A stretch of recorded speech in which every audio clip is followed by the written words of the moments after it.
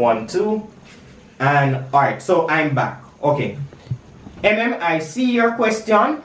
Do you think based on TJ's pricing agreement with the French, will the government or NROC be able to decrease the price at any time? And if so, how will this affect shareholders if this is done? Very good question. Let me finish the point I was making, and then I will come back to you. So guys, I think I'm going to be taking the questions in the reverse order. I will go through from the last one, and then we'll go up to the top. And then after that, what I'll do is I'll come back to see if there are any questions, there are any additional questions that you guys would have added since we were talking. All right. What was I saying? Right. TJH's ability.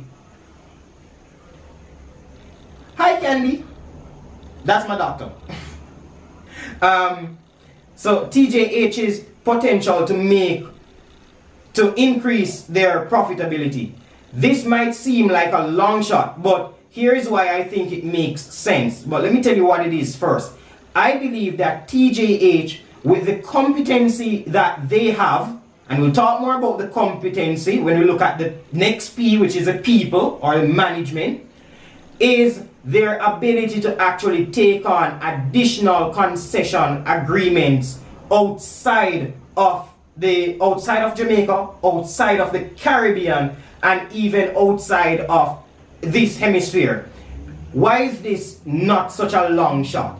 The first thing is that if you look at who actually got the concession agreement when TransJamaica actually failed to get the concession agreement for, seems to get didn't succeed in getting the concession agreement for phase 1C. It went to China Harbour Engineering Company. So China Harbour Engineering Company currently has the concession agreement with NROC for phase 1C of the that's phase 1 of the east-west highway.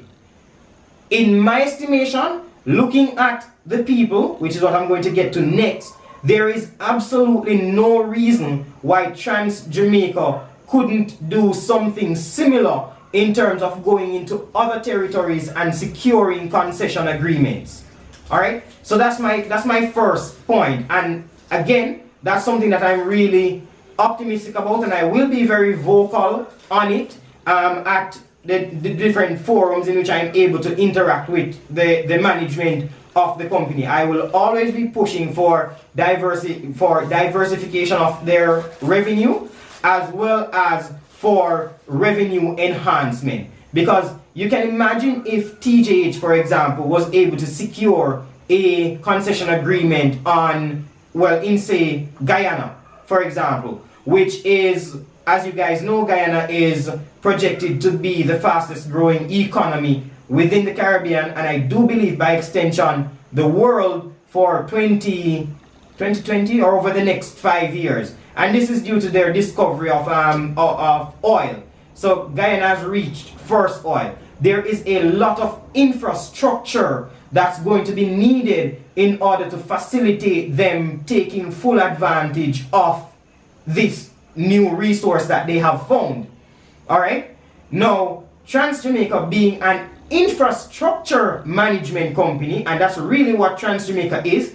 Guys, I don't want us to make the mistake of thinking that TransJamaica is a road building company. No, that's not what they are. The competence within the company enables them to build anything in terms of the whole infrastructure of a country. They can build bridges, they can build hotels. They're the chairman. Alright, so I'm going to move on to people now, because I need to use the people point to expound on this point. Alright? So if we go back to the independent directors of the company, that is on page 83, to as well as the non-independent directors. So that would cover pages 83 to 86.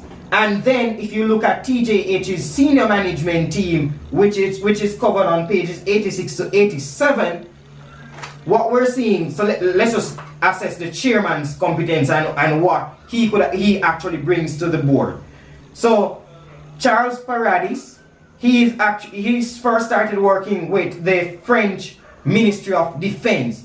This is a person who actually graduated from the Massachusetts Institute of Technology. He has a master's degree in the science civil engineering, not just civil engineering, but the science of civil engineering. Option mechanics of fluids, as well as other engineering degrees. Now, he worked with Bowie's Construction on the concession. Well, he was made the chief executive when the Bowie's Construction concession was done in February of 2013. He has over 20 years of experience. I'm looking down because I'm literally referencing this. So he has over 20 years of experience in civil engineering. And for those of you who know, civil engineering is not just roads, it's not just bridges. There is so much that goes into civil engineering, and just the amount of knowledge that this gentleman with his 20 years of experience can bring to the actual management team, in terms of just how he's able to advise the management team and the opportunities that they can actually seek out. Tunnels. Jamaica is due for a tunnel. Alright, that's a segue. I'm not going to go on right now. But, so, you're looking at page 83. I'm reading the second paragraph. So, Charles Paradis had over 20 years of experience in civil engineering and the management of shareholdings with specific focus on roads, tunnels, and bridge projects in, get this, Hungary, Croatia, the UK, South Africa, Germany, France, Jamaica, and South Korea. Do I really need to say more? Personally, I don't think so, because I know the value that a good board of directors can bring to a company, and even more so when that is supported by a good management team. Not to be dismissive of the other independent and non-independent directors and their core competencies.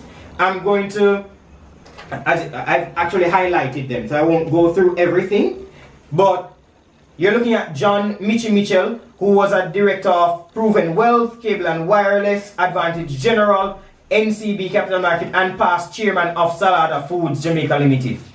I actually have a video coming out on covering Salada Foods last earnings. That should be interesting. Now, he's a former partner at PricewaterhouseCoopers and was the lead partner of, get this, the firm's financial services audit and assurance practice for several years. This guy is a chartered accountant and a fellow to the Institute of Chartered Accountants of Jamaica. Alright? Now, I don't know how many of you fully understand or fully appreciate what it takes to become a chartered accountant and just the level of expertise that these people have. It might be easier for you guys, I know for me, it was personally easier for me to understand who, or rather how, I'm going to use the word powerful, but how significant having a person such as like a CFA or a certified project manager or a chartered accountant on your board can be, and especially if they're even participating in the operation of your business. There's so much that can come out of that alone in terms of just revenue enhancement or even tax advantages, and I'm not going to go any further on that. Alright, the other non-independent director is Mr. Ian Deere. If you guys know about Margaritaville or Express Catering Limited, then Ian Deere is the chairman and CEO of Margarita Caribbean Group.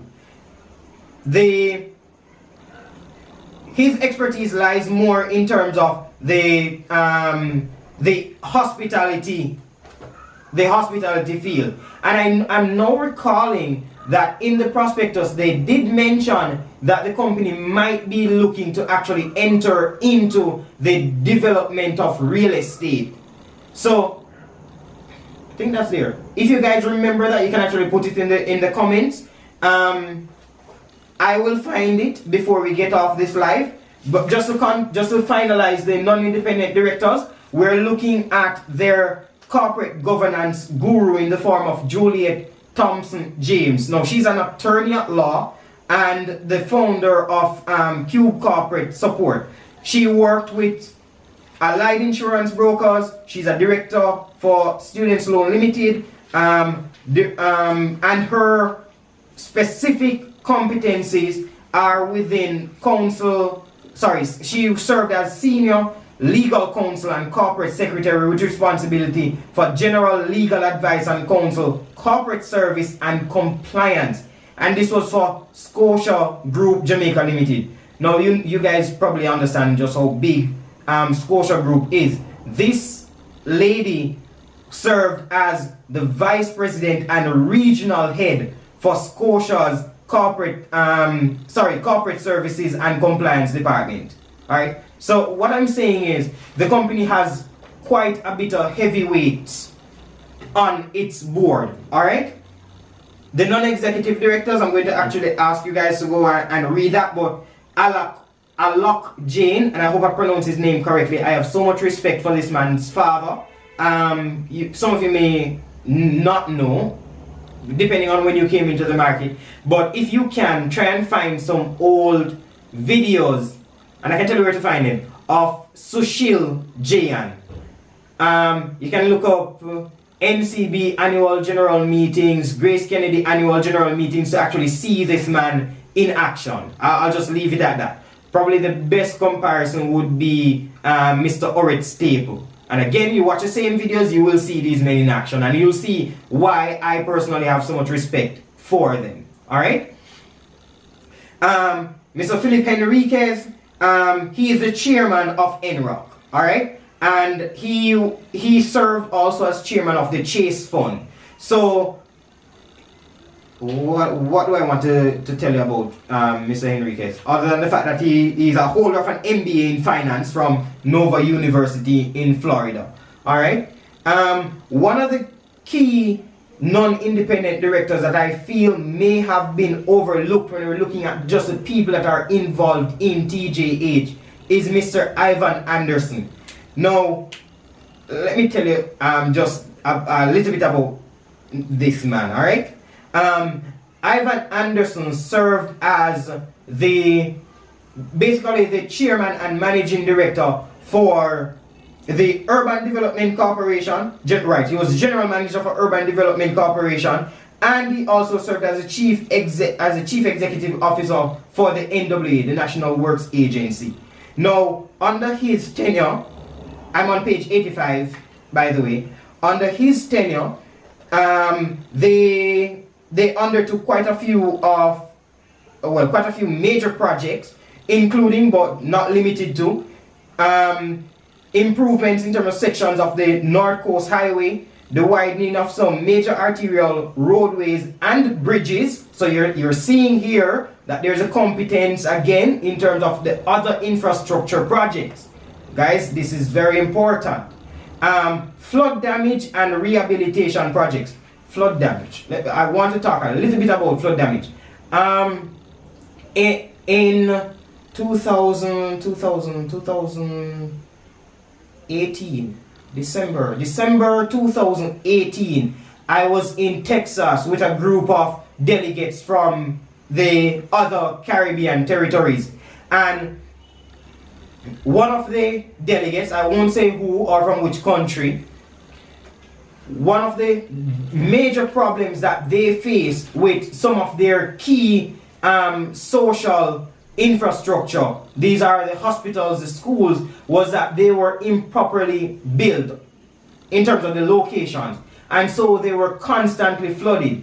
Even when they had like hurricanes, the hospitals couldn't be used, the schools couldn't be used as shelters because, of course, they were built literally in a valley, and so the valley flooded. I might be giving you guys too much information, because if you go do the research, you'll definitely come across the news stories about this. But you can see where the expertise of like a Mr. Ivan Anderson would come into play in terms of just redesigning the developments around these infrastructure assets for different countries. And I know that this is still a need in that country, because I'm relatively certain that the situation had not changed. There have been no new hospitals built in that country in the last. They built the hospital in 2007, 2008. In the last 10 years then. 10 to 20 years. No, it's not 10 to 20. So within the last 10 years, I'm certain there have been no new hospitals built. And that is a very present opportunity that I myself will present when addressing my fellow shareholders at the annual general meeting for TJH. Alright, so you guys can go and look at the management team and see exactly the level of, well, the quality of the management team that is going to be operating the TransJamaica IPO. I think I've belabored the point, but I do hope that I've provided sufficient context in order to give or in order to support my giving TJH a pass or a purchase, not a pass. Pass is the exact opposite of what I'm trying to say. Giving them a purchase rating on the quality of the management company. Oh, you don't see it? Kefash, I think it should be there, man. Because I'm able to see it, and I can see that the numbers have grown. So we have 58 persons on the live. Welcome everyone. I'm going to leave the live up so you guys will be able to go back through and see most of the point. What I'm also going to do is I'm going to timestamp different sections of the entire video, because this is getting long and I want to be cognizant of your time. So thank you Teresa. So I'm going to move on to the other 3 P's for my analysis, and then I'm going to of course do the timestamp to show you guys where you different topics or where the different aspects were discussed. Okay, so we're on to okay, thanks for that. So we're going to now talk about the next P, which is the psychology around TransJamaica. And I'm pretty sure all of you here, all 64 of you, know this, that the general perception within the market now is that TransJamaica is a buy. Alright? I have not seen, that's not true. I have only seen one analyst rate the TransJamaica IPO as a not buy. Alright? Or as a pass.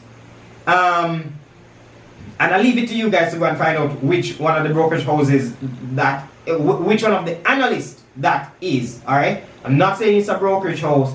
I'm not saying it's an independent analyst. But there is one analyst out there who actually raised the TJH Prospectus. Very good. Right. So, aside from that, so how I'm going to assess the psychology of the market is based on what the...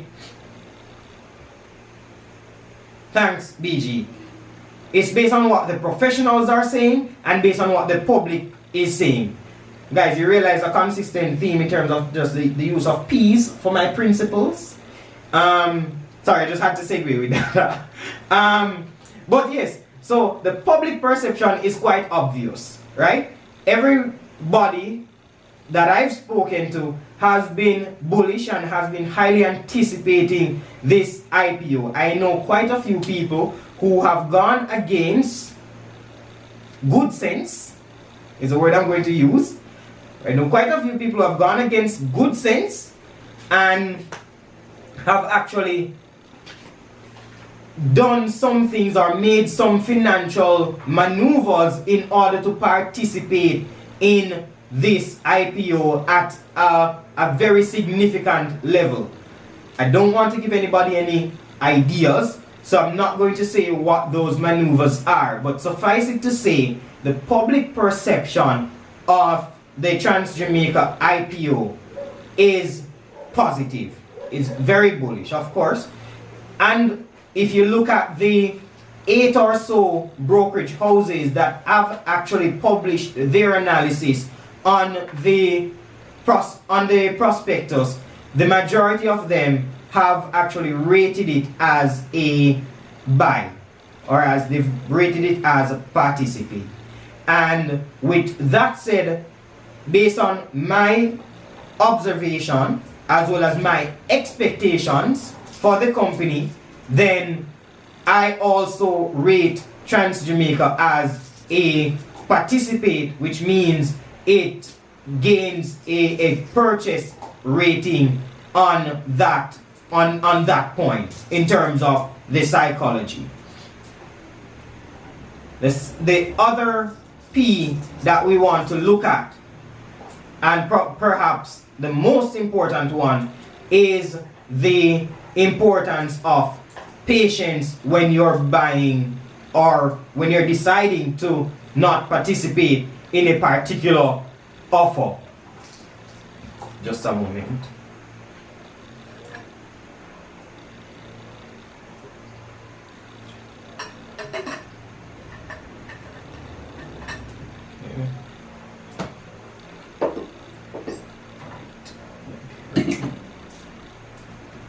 Alright, so the importance of patience and making sure that you do apply a reasonable time horizon in terms of your expectations of returns for this offer.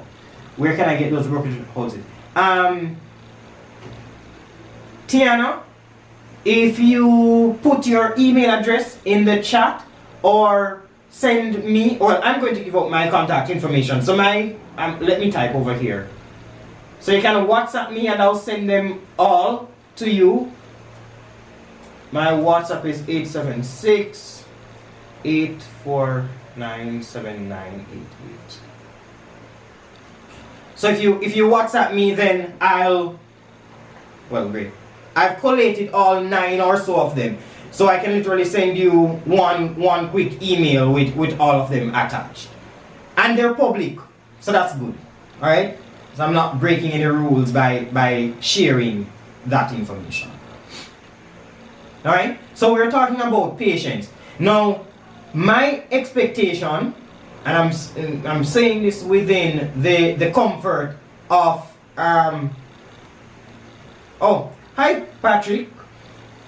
I'm saying this within the comfort of this community, is that the TransJamaica IPO is fairly valued up to another 30% on the current listing price.